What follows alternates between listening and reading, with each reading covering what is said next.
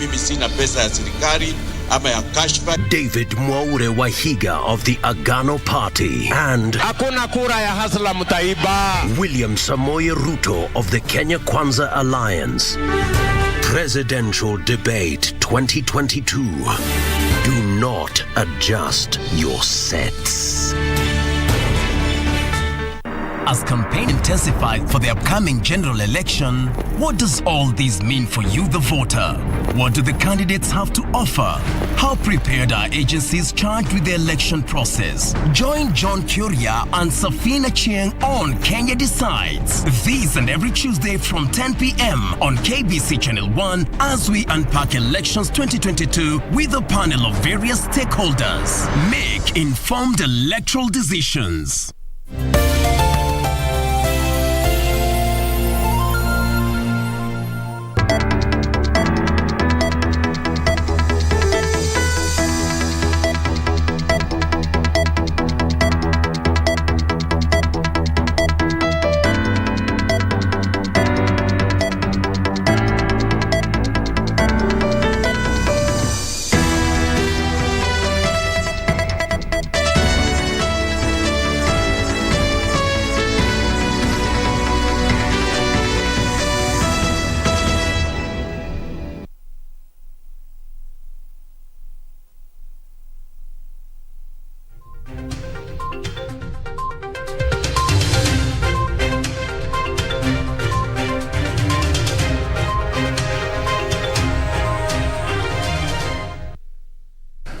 Well, it's the 5th day of July 2022, the time in 9 p.m.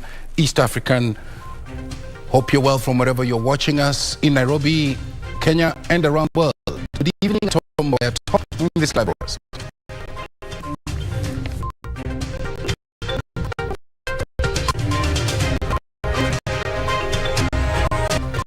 Worrying situation. IGAD warns over 40 million people in the Horn of Africa on the brink of starvation.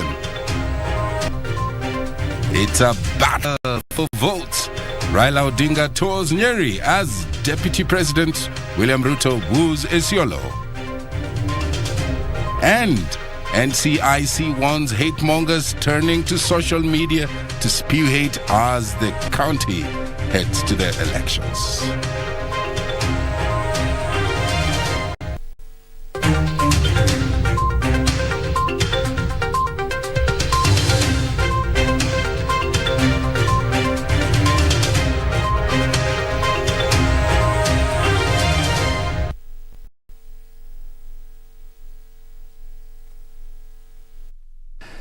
Lensa Odingo is in charge of sign language interpretation of our socials at KBC Channel 1, Twitter at Tom24, hashtag Prime Editions.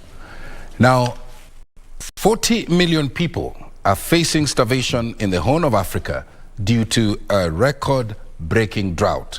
The Intergovernmental Authority on Development says that 3.5 million Kenyans are in dire need of food, calling on government to scale up relief efforts in the affected regions. Sudan and Ethiopia are the worst hit countries with 10.6 and 8.1 million people respectively facing starvation. The food situation in the Horn of Africa has been exacerbated by the ongoing military conflict between Russia and Ukraine, and we'll be having that story for you a little later on in this live broadcast. Now, the National Cohesion and Integration Commission says social media is fueling political tension in the country. NCIC Chairperson Samuel Koba is cautioning politicians against using the medium or any other tool to spread disinformation, which is likely to sink the country into chaos in the electioneering period. Let's take a look at that report in more detail. Cases of hate speech were reported on social media in the month of June. This is according to a report that was issued by the National Cohesion and Integration Commission. Warning of regions within the country should be discouraged to avoid polarization of supporters ahead of campaign rallies. 3. Individuals running accounts that participate in campaigns aimed at discrediting institutions such as the IBC, disinformation and propaganda to be identified and executed. The Commission's chair, Dr. Samuel Kobi, has said cases of politicians inflaming ethnic passions through public statements and social media posts have been on the rise. Any matter that has the potential of creating, inciting potential violence, etc., we take them very seriously. But then what we do is we take time to investigate what really happened. We don't. While challenging politicians to stop inciting the public, Dr. Kobia asked Kenyans to shun division. The Commission pledged to continue advocating for conflict prevention through the Uwiano platform before, during and after the August 9th general election. Frederick Moki for Prime Edition. Into the corridors of justice now, witnessing the alleged 588 million shilling graft case facing former Kiambu Finance Waititu Elias Babayao has revealed to the court how the accused allegedly made 16 transactions of payment over 360 million property. The witness, Rahab Mwihaki Karaoke, who is the director of Superior Phone Communications, told the court of how the transactions were made to Lake Naivasha Resort and the purchase of Delta Hotel. The hearing continues tomorrow before Anti-Corruption Magistrate Anthony Nzioka. This and more from our courts. The probe into the alleged 588 million shillings graft case facing former Kiambu County Chief Ferdinand Waititu continues with 26 witnesses taking to the stand. On Tuesday morning, the Director of Superior Phone Communications, Rahab Mwihaki Karaoke, took to the stand to testify how 16 transactions were made in relation to a property that was bought at 380 million shillings with a down payment of 10%. Rahab told the court how some of the amount was allegedly paid to Lake Naivasha Resort by Waititu alias Babayao and how certain amounts were allegedly used to buy Delta Hotel. The last payment the owner was done on 6th of October. 6th October 2018. Meanwhile, 39-year-old Erastus Karaoke has been charged for defiling a 2-year-old at Zimmerman Kasarani in Nairobi. Erastus is alleged to have committed the heinous act on the 3rd of July 2022. The 2-year-old, who is in a critical condition, is admitted at a city hospital where she is undergoing treatment. Appearing before Magistrate Wandia Nyamo, the accused Erastus pleaded guilty.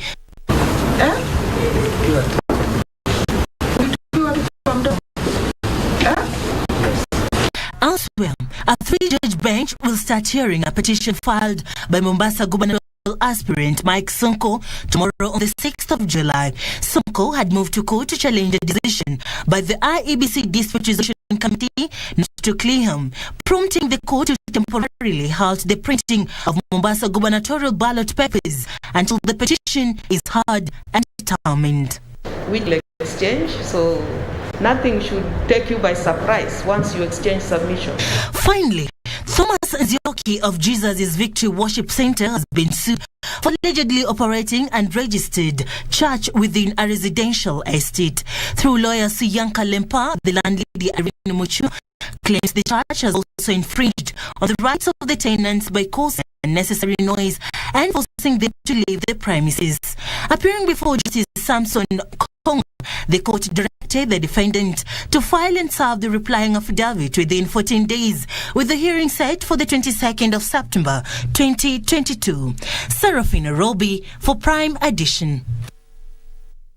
Let's now revisit our top story, where 40 million people are facing starvation in the Horn of Africa due to a record-breaking drought. The Intergovernmental Authority on Development says that 3.5 million Kenyans are in dire need of food, calling on government to scale up the relief efforts in the affected regions. And it's not only Kenya. Sudan and Ethiopia are also affected. 10.6 and 8.1 million people respectively in those two countries also facing starvation. And the ongoing military conflict that is in between Russia and Ukraine has also contributed to that crisis. Let's now take a look at that report. The prevailing drought situation in the Horn of Africa, as well as peace and security within the region, took center stage at the 39th Extraordinary IGAD Assembly of Heads of State and Government in Nairobi. In the last 2 years, the Horn of Africa has been beset by various natural catastrophes like the desert locust invasion, deadly floods, and a devastating drought that has left millions of people in dire need of food rations. The situation has further been compounded by the threats of violent extremism, armed conflicts, as well as disruptions caused by the COVID-19 pandemic. IGAD is warning that if the situation is not addressed urgently, it poses serious threats of tribal conflicts and serious health challenges. Drought, as I have said, the worst in 40 years, has intensified food insecurity, dried up water resources, and forced displacement of people, raising tensions that could trigger new conflicts. And we urgently need to manage the drought before it becomes a threat. At the forefront of the thoughts is that very dire drought situation and famine condition it has triggered. This drought severely threatening the lives of our brothers and sisters across the region, threatening livelihood and livestock, as well as destroying the natural heritage we share through wildlife and vegetation. In Kenya, more than 3.5 million Kenyans are facing serious food shortages, with the government increasing cash transfer to the affected communities. In September last year, President Uhuru Kenyatta declared the ongoing drought a national emergency, directing all state and non-state actors to redirect their efforts to deal with the hunger situation in the country. IGAD members have agreed to strengthen climate prediction and mechanisms, improve on conflict and drought early warning systems due to the livelihoods of farmers and pastoralist communities. Despite the challenges, the people of the Horn of Africa are determined to forge ahead, to build a better future for themselves and for next generations. There is a program that we are running that is being supported by the World Bank and the individual countries of IGAD to support the livestock sector to ensure that the challenges facing that sector in this region is supported to contribute to our food security. During the meeting, the head of state adopted a communique among others appreciate the positive steps taken by governments towards a humanitarian and peaceful resolution of conflict part of the region. Caroline Jenga for Primetime Edition. Food security issues that are being addressed by government.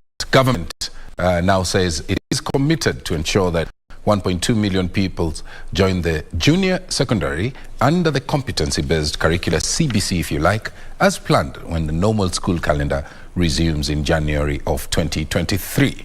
Education Cabinet Secretary Professor George Mboya says that 6,500 classrooms are already complete and more are on the way. Here's that report. Speaking in Mombasa during the 25th Kenya Private Schools Association Conference, KEPSA, Education CS Mboya said private schools will be allowed to build standalone junior secondary schools on their capacity. He added that 6,500 new units have been constructed in all public schools to facilitate the transition as the government fast-tracked the remaining 14,500 units out of 20,000 intended. For private schools, we are going to continue to encourage them to start standalone JSC, but also to increase the space in their high schools, the way we are doing. And we are inspecting that, and as far as the approval is concerned, we are going to be on the first lane, because I would like, as we get the handover notes are usually very big. I would like my incoming person to have enough number of classrooms for January 2023. Mboya said the ministry is putting in place plans and procedures on placement of grade 7 pupils, and in the next 3 weeks will clear the air on the issue and the affirmative action. Instructions I have from government are very simple, that we should facilitate as quickly as possible so that Those schools that require to be registered and have conformed should be registered yesterday, so that we can work together as a team and we can be joint team leads, so that my officers feel it rather than block. The CES says the ministry under the leadership of President Uhuru Kenyatta is committed to give the best education to Kenyans. Government, as currently constituted, has spent time and resources from the public sector. You have to pay taxes, and those taxes then have to be applied. And I want to give you assurance that as far as the public sector is concerned, we have ensured that there has been no leakage of public money meant for the basic education sector. Magoha later visited Light Academy and Mary Joy Academy private schools to ascertain their preparedness for junior secondary school. Education CS Professor George Magoha has assured the public that in the next 3 weeks, the ministry will give clear guidelines on the placement of grade 7 pupils come January, the year 2023. Michael Mondiga for Prime Edition, Mombasa County. From education now, let's move to the fourth estate. The media has been called upon to be gender sensitive in their coverage as the country heads towards the August general poll. Stakeholders from the National Gender Equality Commission, the Media Council of Kenya, as well as the Association of Media Women in Kenya called for the amplification of the voices of minorities and also the implementation of gender-sensitive policies in various forms of media in a bid to achieve equality for all members of the society. Here's that report. With 34 days left to the August 9th polls, calls are being made on the media to reaffirm gender-sensitive reforms with a focus on special need groups in its coverage and reportage. Kenyan Editors Guild President Churchill Otieno brought to light the lack of gender-sensitive policies in a number of media houses despite being an agenda-setting tool in the country. We've signed many treaties. We have many policies requiring that we mainstream gender, but we're still not where we need to be. I think a question must be asked: why? Identify opportunities for media to highlight and track incidences of exclusion, violence, including gender-based violence, as well as violence and persecution directed to women rights defenders and even journalists. His sentiments were echoed by UN Women Representative Pia Wolanda, who noted the need for sensitization and education of the special needs groups on their rights and responsibilities as they seek collective positions. Ensuring gender-sensitive reporting, increasing visibility, profiling women candidates and aspirants, sensitizing and educating women on important processes such as voting and public participation. Practitioners in the media industry need to remember their responsibility in avoiding intentional or unintended gender bias in reporting. The stakeholders made clear calls on Kenyans to maintain peace in the forthcoming general elections. Yusufar reporting for Prime Edition. That report by Yusuf on gender equity takes us to our next story, and the Ministry of Health has commended the gains made in the increasing of the percentage of children undergoing exclusive breastfeeding in the country. Health Chief Administrative Secretary Mercy Mwangangi says that there is hope that Kenya will steadily upscale the number of the current 61%. Mwangangi says that there is need, however, to provide a conducive environment for breastfeeding mothers to encourage the all-important activity.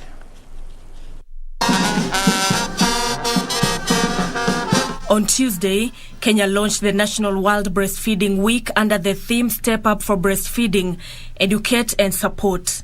The launch coming as a survey conducted in 2014 showed that 39% of children in the country were not likely to be exclusively breastfed in the first 6 months. Health Chief Administrative Secretary Dr. Mercy Mwangangi underscoring the need for society to support breastfeeding mothers either at home or at their places of work by providing them with a conducive environment and favorable policies. each every one of us has a responsibility in ensuring that all of us as potential actors play our role in supporting the baby-friendly hospital initiative, the baby-friendly community initiative, and workplace support for breastfeeding mothers. It's not just the mother and the baby, but the whole community support, the whole government support for mothers to successfully breastfeed. In Kenya, we commit to and advocate for family-friendly policies to promote, protect, support maternal, infant, and young child nutrition. We particularly recognize the protective effect of breastfeeding on preventing infant-related mortality and morbidity, as well as the health benefits to mothers. Mwangi hailing Pumwani Hospital for their efforts towards this cause by establishing a breast milk bank. Kenya does have a breast milk bank that is supported by mothers, and that the bank is able to have about 3 liters of milk produced every month, and this milk is able to go to mothers who are not able to produce their own milk. It's an initiative that we would want to see scaled up in different hospitals. The World Breastfeeding Week is a campaign marked in 170 countries to inform, anchor, engage and galvanize action on breastfeeding. Nathio Kware, Prime Edition. Well, that story brings us to our first break right on Prime Edition. Remember, right after this live broadcast, Kenya Decides, your favorite program hosted by Safin, and we'll be telling you the topic of discussion when we come back.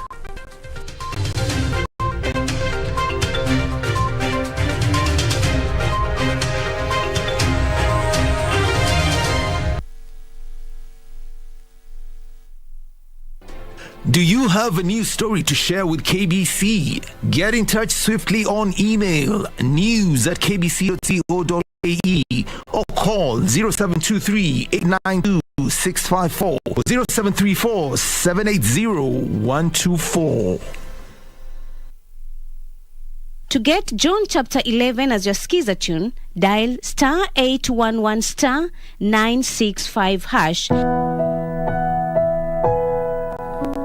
I am the resurrection and the life. The one who believes in me will live, even though they die. John chapter 11, verse 25. To get John chapter 11, dial *811 *965#. To get John chapter 11, dial *811 *965#. We shall legalize weed. Professor George Luchiri Wajakoya of the Roots Party. Raila Amolo Odinga of the Azimio la Umoja One Kenya Party. Unajua mimi sina pesa ya serikali ama ya kashfa. David Mwaure Wahiga of the Agano Party. And hakuna kura ya hasla mtaiba. William Samoei Ruto of the Kenya Kwanza Alliance. Presidential Debate 2022. Do not adjust your sets.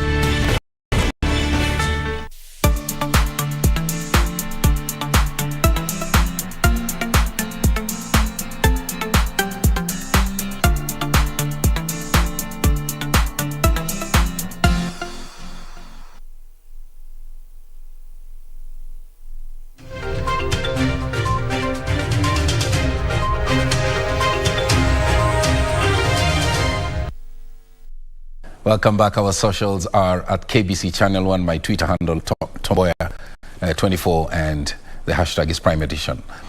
Now, on to politics. Azimio la Umoja presidential candidate Raila Odinga says he will lower the cost of living if he's elected president.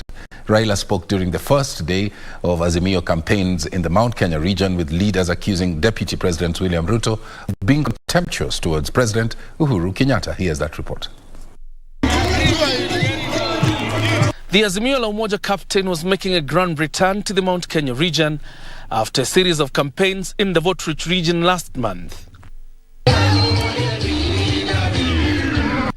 His first stop, Nyeri County, the home of Kenya Kwanza's running mate Rigathi Gachagua.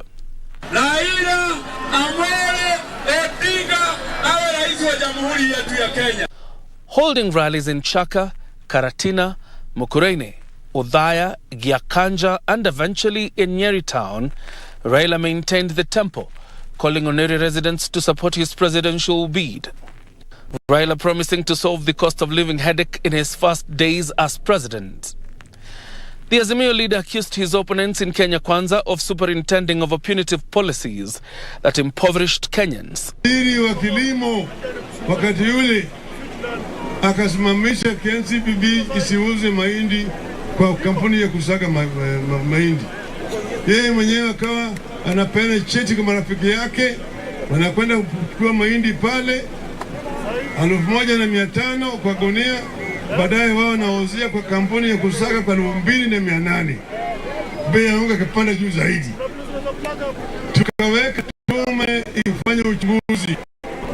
Hiyo tume ilifanya uchunguzi kupata ya kwamba waziri wa kilimo ndiye alikuwa amesimamisha hiyo na akapeana marafiki yake, bei ya mahindi ikapanda juu zaidi. Raila and his team, they have a proven track record of the defending of human rights and will advance the rights and freedoms of Kenyans once elected to office. Tumesema yeye is a part of the problem, he cannot be part of the solution. Tumeelewana vizuri? Tumeelewana vizuri? Sisi tutapunguza bei ya chakula ya kawaida ili wananchi wapate afueni. Sisi tumepigania haki za Wakenya wote miaka yetu yote, miaka ya baba, na unaona hiyo kidogo ni mzee amekomaa. Leaders largely drawn from the region directed their jibes at Deputy President William Ruto, whom they accuse of being contemptuous towards President Uhuru Kenyatta. Ukienda na hasira na unataka uongozi, utakanyanga wananchi. Tarehe 9 ile ahadi yote baba amesema itatimiza. Yule mwingine kazi yake ni lazima umuheshimu, ni rais wetu, tumemkubali, tunafanya kazi naye, iko shida hapo. Wale wanaweza kuleta heshima katika nchi yetu ni baba na mama, ni Raila na Martha, si namna hiyo. Wale wengine wanakosea heshima hata rais wa Jamhuri wa Kenya. For a region that has previously opposed Raila Odinga's candidature, the Azimio leader is in Mount Kenya region, daring the mountain once more, this time seeking numbers to solidify his bid to enter State House. John Jacob Curia, Channel 1. Staying with politics, Deputy President William Ruto now says his government will deal decisively with graft once he ascends to power. Speaking in Isiolo County, Ruto challenged government to name and shame those who are alleged to have been involved in corrupt deals. Here is the report. Arambe! UDA! The Kenya Kwanza Brigade was in Isiolo County on Tuesday in a vote-hunting mission. It is here that the United Democratic Alliance presidential candidate William Ruto promised to slay the dragon of corruption once he's elected as president in the August 9th polls. That is why we have said as Kenya Kwanza, we are going to empower institutions, give them their due capacity building, give them their due financial independence so that they can fight corruption without being politicized or weaponized or being taken to mean fighting competitors. He said that his government will establish a judicial commission that will investigate the economic crimes. Kwani hiyo deep state ambayo mimi sijui? Mimi nataka niwaulize, sisi tulishindana na hawa jamaa? Tulishindana na hawa pale Msambweni. Sisi tuliwashinda? Tukaenda tukashindana na hawa pale Juja. Sisi tuliwashinda? Sisi tukaenda tukashindana na hawa pale Kiambaa. Sisi tuliwashinda? He at the same time said his government will fix the economy in a bid to make life bearable to every Kenyan. Tuzi tunawaambia, waacheni opinion poll ya ukora. Kura ni tarehe 9 mwezi wa 8, hawa wananchi wataamua. Ni kweli ama si kweli? Opinion poll itapiga kura ama nyinyi ndio mtapiga kura? Leaders accompanied the deputy president urged the electorate to vote in the Kenya Kwanza government for development-oriented country. Please trust William Ruto. He will deliver this country from cartels, from corruption. Lazima mchague viongozi ambao wanalinda watu wao, wanalinda wafugaji, wanalinda Waislamu, wanalinda watu wa Northern Kenya, wana maslahi ya Wasomali na Waborana. Na mnajua huko kwetu sisi wengi ni wakulima, na wakulima wote tumeona ansa yetu iko hapa. Mnajua huyu mtu mfugaji, mnajua hivyo. Sasa sisi tukimshikilia, nyinyi mnaweza muachilia kweli? Ni 100%. Isioro ni William Ruto. Timothy Kinoso for Prime Edition. Now, the universal health coverage was the hallmark of the health agenda for both Azimio la Umoja Kenya Coalition and Kenya Kwanza Alliance presidential candidates, albeit with different implementation strategies. Ruto, Raila, and Agano Party's flag bearer David Mboya Waihiga seemed to concur on a wide range of issues, from access to healthcare facilities and also drugs, adequate workers, and drug supply to an improved healthcare infrastructure as envisaged under the primary healthcare approach that Kenya has adopted in delivering universal health coverage. Kamche Mwenza unpacks these manifestos, sampling these contrasts in the contenders, the strategies in fixing that which ails the country's healthcare system. Let's take a look. In their recently launched manifestos, Raila Odinga and Deputy President William Ruto were resolute on the realization of universal health coverage. We'll initiate implementation of universal healthcare insurance. A universal health insurance that will make sure that every Kenyan will go to hospital and they will walk away without paying a penny. Each adopted a unique strategy in achieving UHC. As a new strategy on the plan. Now we are moving from coverage to care. It means we are moving from just ensuring that you are having that access near you, but ensuring that you have a certain predetermined capacity in terms of quality and in terms of affordability. On access to good health, the Raila and Martha-led coalition says it will ensure that every Kenyan receives adequate primary healthcare services as needed, free at the point of delivery. DP Ruto and Rigathi Gachagua pegged good health on a fully public-financed primary healthcare that gives patients a choice between public, faith-based and private providers based on a regulated tariff. We have seen both project that they actually want to focus preventive and promotive, or what we can call collectively as primary health care. And basically what that means is that now we are coming to the realization that we actually need to guarantee Kenyans' health, not to guarantee Kenyans that will do all we can when they fall sick. Guarantee is protecting them, preventing disease so that they do not have to fall sick in the first place. On supply of drugs, both parties will endeavor to engage and promote local production of drugs, equipment and other healthcare inputs. We're going to promote research in our institutions here so that our people can be able to develop medicines that are made in Kenya rather than importing medicine from out of our country. We're going to bring private hospitals. We're going to bring public hospitals. We are going to bring other players, and we purchase drugs for Kenya collectively so that we eliminate all matters to do with transparency. Both Raila and Ruto concurred in increasing community health workers cognizant of the key role they in realization of UHC. We have seen them both provide that they are going to improve the budget. The Kenya Kwanza has provided the figures, which are quite encouraging. I think they detailed from 4% towards 15% in the Abuja declaration. But what I would say overall is that looking at the two manifestos, I think we are going somewhere as a country. Both Raila and Ruto intend to ensure all Kenyans are enrolled in the National Health Insurance Fund, NHIF. Ruto further seeks to change the contribution structure to a family or household basis and move away from the individual basis. This targets contributions of between 300 3,000 shillings per household per month. Under the Baba Care plan, Azimio has promised to establish an emergency medical service fund for emergency treatment.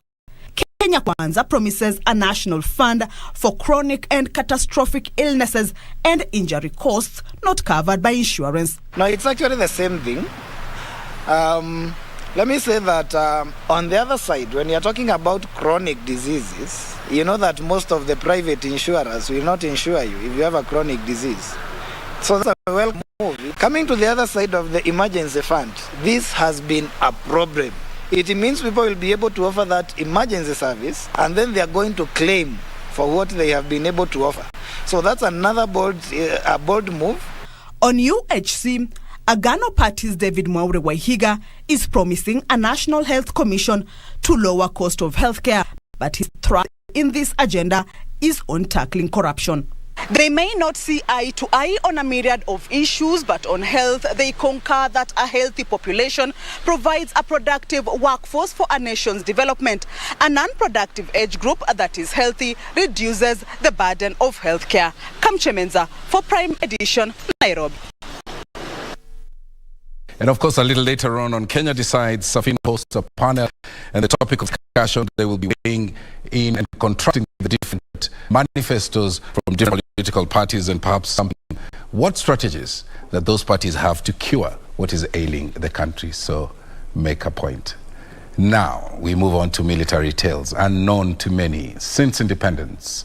To the year 1999, the Kenya Defence Forces discouraged female soldiers from getting married or even giving birth due to the inconveniences of juggling between family life and their military duties. Lieutenant Colonel Martha Waithaka served as the Women Corps commander until reforms were initiated that saw the easing of such restrictions. Nisi Imano with more on this week's episode.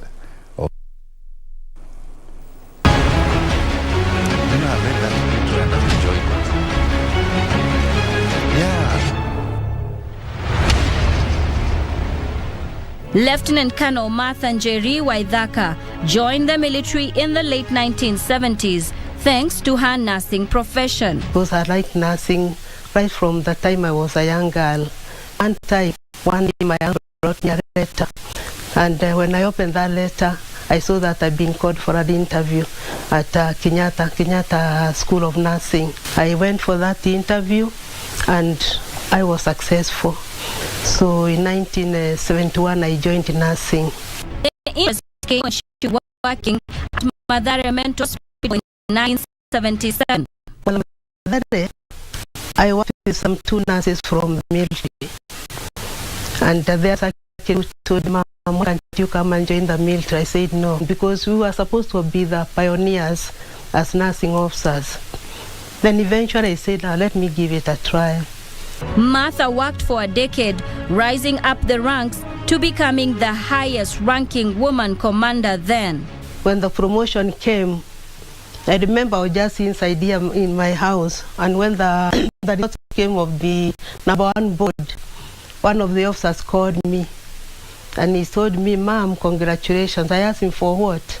"You've been promoted and appointed CEO Women's Service Corps." In October of 1971, the Kenya Army recruited women for the first time. Now, Women's Service Corps actually was set up as a unit of the Army, because as at that time, it's only the Kenya Army that recruited women. But agitation continued for women to be recruited to join other units of the military. The military actually is a kind of, they are seen like, a fighting kind of component. And therefore, they looked at it and so now women may not be able to take up the roles that men would take, if there is anything, combat and all this. While the military is so unique, masculine, I am a some roles actually came up for the girls, like a crowd, being, stores, drivers, signalers, communicators. And this is where now the women now started having, specific roles that they could play. How different was the training for the Women's Service Corps? Now, the training actually was basically the same. Yeah, it's only that, upon recruitment, we used to have the women trained within the Women's Service Corps. The Kenya Air Force tasked with housing the women's poor. Where they can have a camp, women within a base for security reasons. Being women, at least they needed a lot of and all this, and that's how the women's service corps started. The wars of women in the military were far from over, as terms and conditions of service were still not conducive. Did not allow them to become pregnant or even to get married. But in the event that one wanted at least to go and get married, start a family, they would be discharged from the service. Again, there was a public role in the fight for equality in the military. Police already had been allowed at least to get married and to have children. And I remember with the police, in the event that a girl, perhaps a policewoman, fails to get married, at least they were allowed to have one child. So the question was now, why them, why not these ones, Military as an employer was expected to employ all, regardless of gender. The women, wanawake in agitation, they started actually, trying at least to see whether those terms could be changed. But it took a long time for them to be changed. And therefore, any girl become pregnant, they just, upon being discovered, should just be to go home.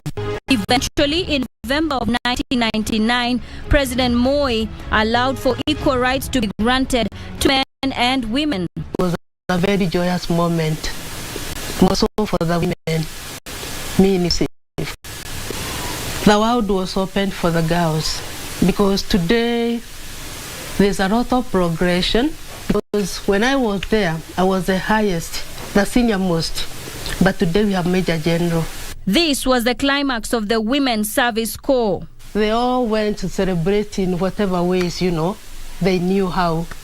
Colonel Martha Waithaka was the last commanding officer of the Women's Service Corps until 1999, when reforms were made for women to be absorbed in the Kenya Army, the Kenya Air Force, and the Kenya Navy. Reporting for KBC from Donholm in Nairobi County, Amnesty Emmanuel.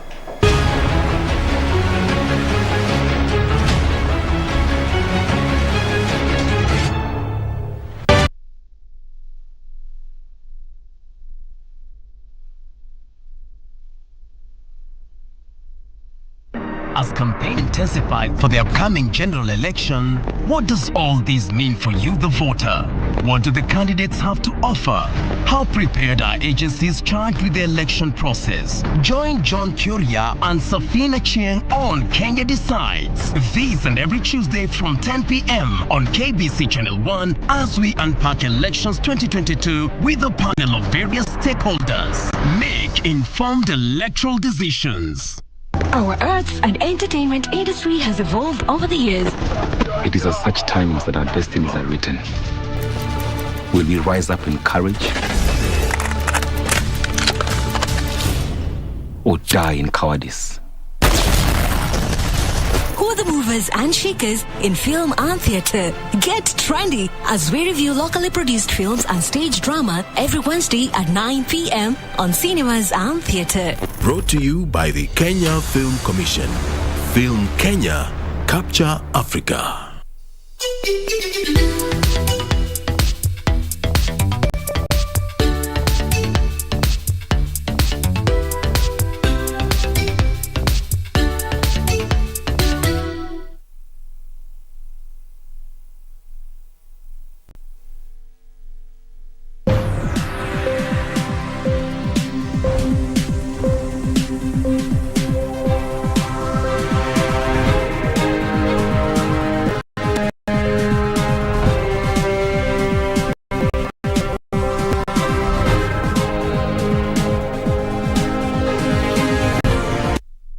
A very good evening to you. Thank you for keeping it Prime Edition here on Channel 1. Time to get the latest in the world of business. My name is Betty. Now, Kenya has one of the highest numbers of mobile phone accounts in the world, ranking among the top 20 countries globally. According to the World Bank annual mobile phone survey, Kenya has the second highest number of mobile money in Africa, behind the leader South Africa, with close to 80% of Kenyan adults having a bank account or a mobile money wallet. The 2021 World Bank Global FinTech Survey further shows that Kenya is among the top 5 countries that made significant progress in digital financial inclusion. The bank attributes Kenya's high financial inclusion rate to the success of mobile money in making financial services easily accessible to the unbanked population. The report shows Kenya's banked population is above the global average of 76% at a time, when account ownership around the world increased by 50% in the 10 years spanning 2011 to 2021. Kenya continues to lead the world in borrowing patterns, with the country having the most mature mobile money market in the region, with more than 30% of Kenyan adults having borrowed money using their mobile money accounts. The report further shows that close to 21% of Kenyans, or 6.8 million adults, are still unbanked. The Global Financial Agency notes that despite an acceleration in the adoption of accounts and digital payments as a result of the COVID-19 pandemic, Kenya was already transforming access to finance led by the country's financial services account ownership, which is now said to be in the same range as Brazil, China, Russia and Thailand. The World Bank notes, however, that globally more than 1.4 billion adults are still unbanked, meaning they do not have an account at a financial institution or through a mobile money provider. This number has declined from 2.5 billion in 2011 and 1.7 billion in 2017. The Global FinTech report is published every 3 years, showing people in 123 economies use financial services and fintech. Alanauko, Prime Edition. And most political parties are yet to align their manifestos with the Vision 2030 blueprint. The Vision 2030 Secretariat says the economic manifestos so far launched by political parties fail to capture the aspirations of Kenya's long-term economic document. The Secretariat has launched a model manifesto targeting critical areas of the economy like economic growth, infrastructure development and job creation. In the last month, political parties have been busy outlining their political manifestos in a bid to woo more voters. However, the Vision 2030 Secretariat says the documents have failed to capture the development agenda of the country as outlined by the Vision 2030. For the first time, we are really talking about issues. And this is one of the biggest dividends of the political pillar of Kenya Vision 2030. Because it says very clearly we want issue-centered.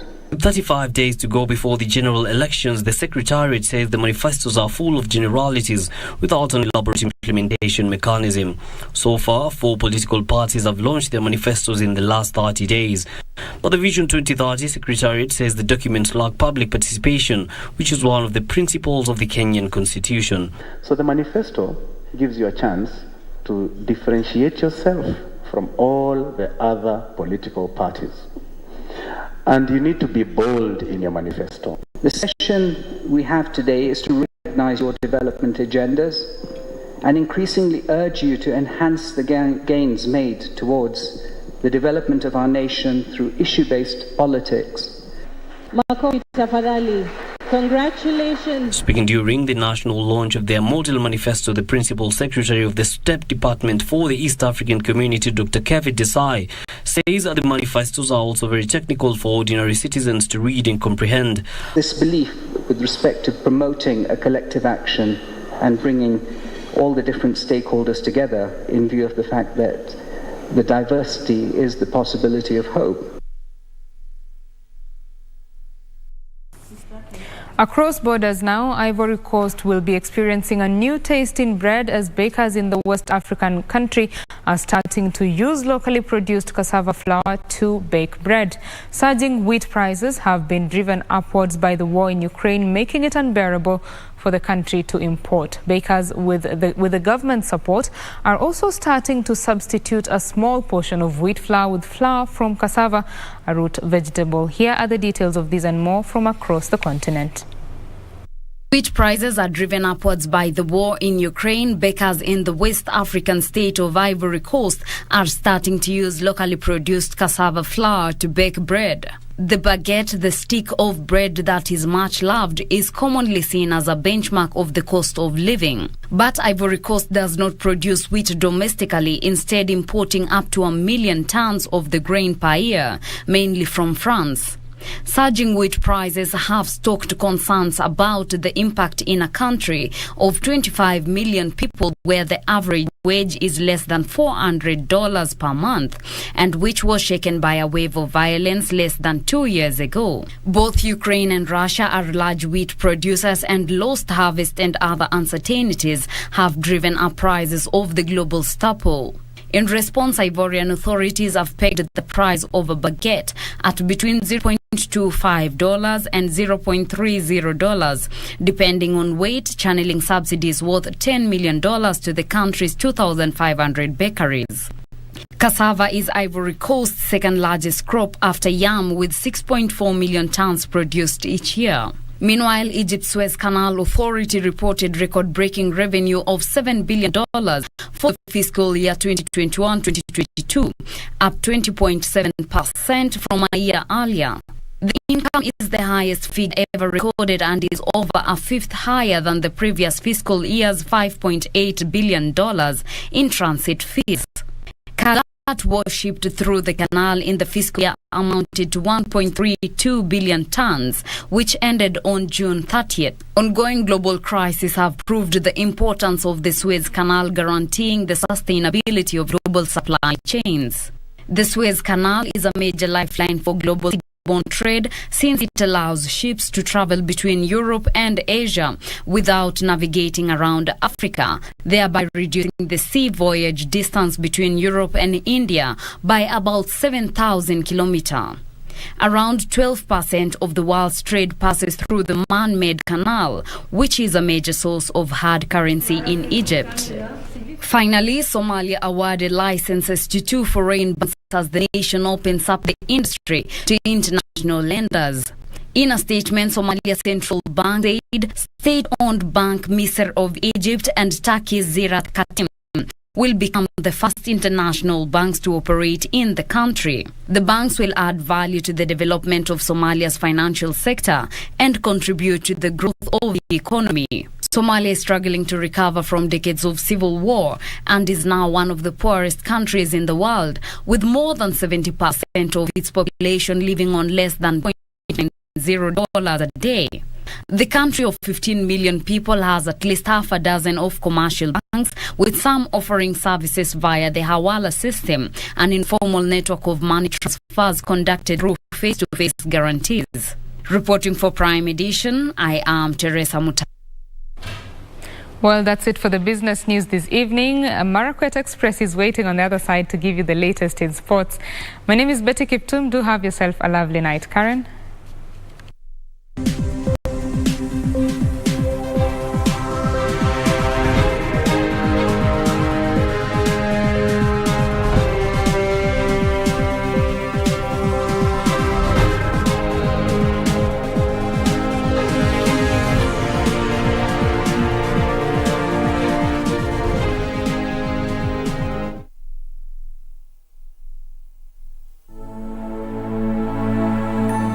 Every day, over 15 million members are transforming Africa.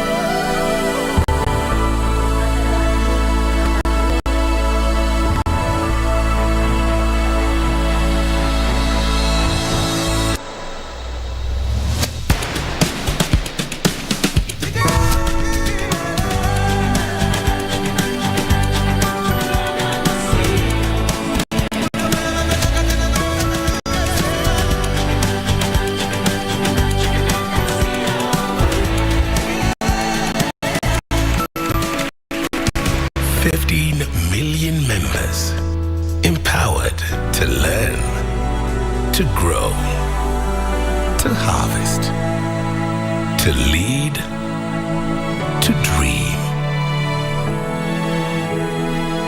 Equity. Karibu member.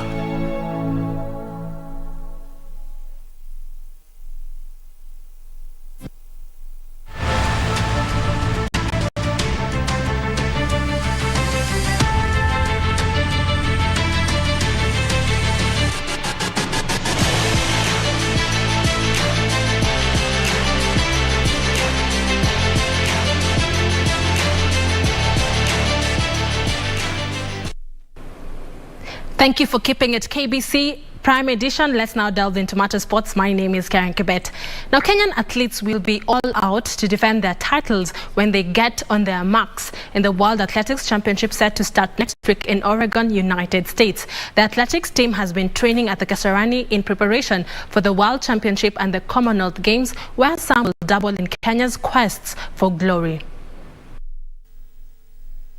Timothy Cheruiyot and Conseslus Kipruto won the 1,500 meters and 3,000 meter steeplechase respectively during the previous edition of the World Championship held in Doha, and are now raring to go, having bounced back from an injury-prone season. I think that's why I ran trials in 2 weeks' time. It's actually I wanted to go to defend my title again in Commonwealth Games, because actually I think that it will be my last Commonwealth Games.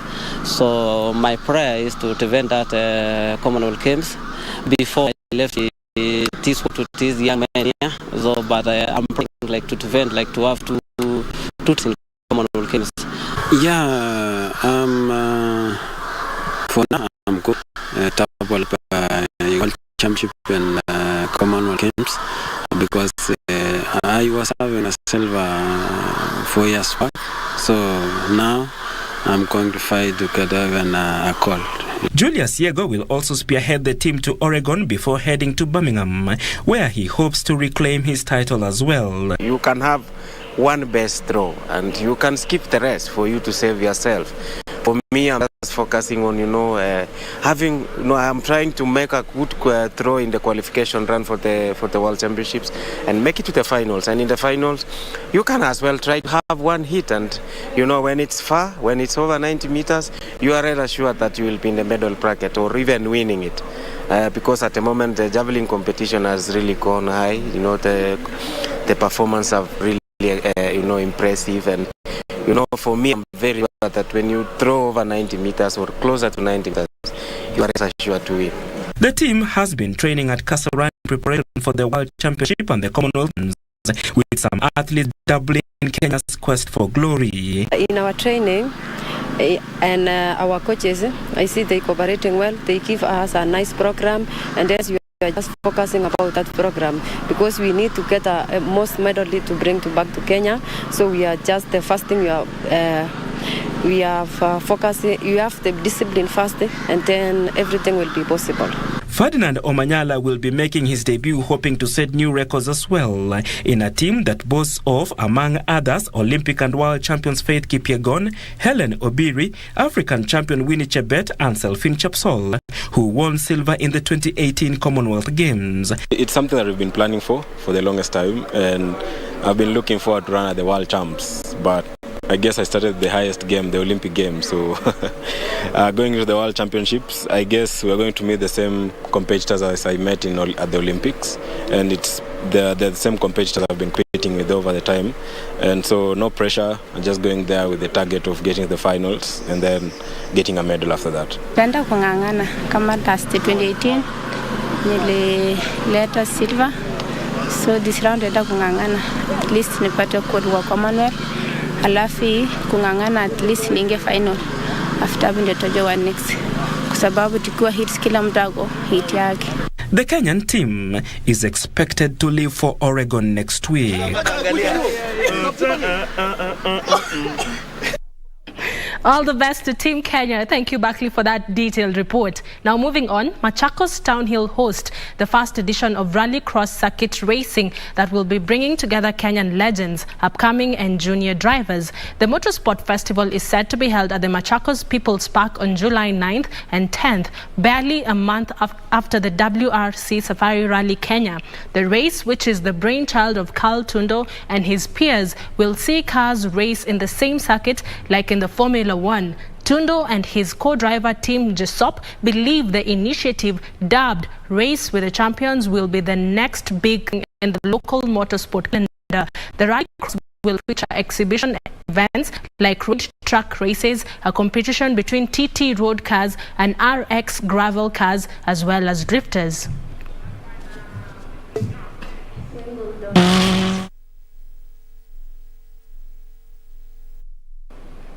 Novak Djokovic was given a huge scare by Italy's Sinner before fighting back to win in 5 sets and reach the Wimbledon semi-finals. The top seed and defending champion, bidding for a 4th successful title and 7th overall, came through 5-7, 2-6, 6-3, 6-2, 6-2.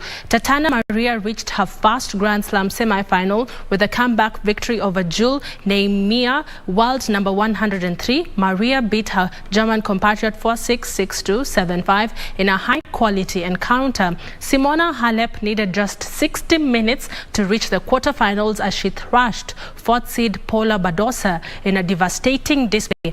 Halep, champion in 2019, claimed a 6-1, 6-2 win against the era-strewn Spaniard on her return to center court.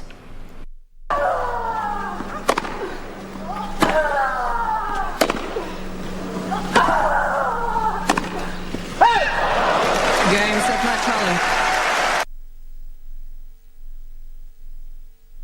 The sports stories we had for you tonight. Have a good night. My name is Karen Kibet, but the broadcast is not yet over, as I do hand you back to Tom Mboya for more. Tom? Many thanks indeed, Karen Kibet, fondly referred to as Marakwet Express. One of these days, she should break that story down for us so we know where it came from. Well, coming up now is Kenya Decides, and remember that Safino Cheng is hosting a panel, and the topic of discussion, party manifestos. They'll be weighing, looking at the different manifestos and how those manifestos speak to those problems that are ailing this country. There's an item here that I believe plugs into that conversation, university health coverage being a hallmark of the health agenda for both Azimio, One Kenya Coalition, Kenya Kwanza presidential candidates, albeit with different implementation strategies. But before that, we take a commercial break. Being told somebody speaks to me here on the ear, so we're going to take a break, a commercial one, and then when we come back, we will wrap up this bulletin as we usher in the Kenya Decide team.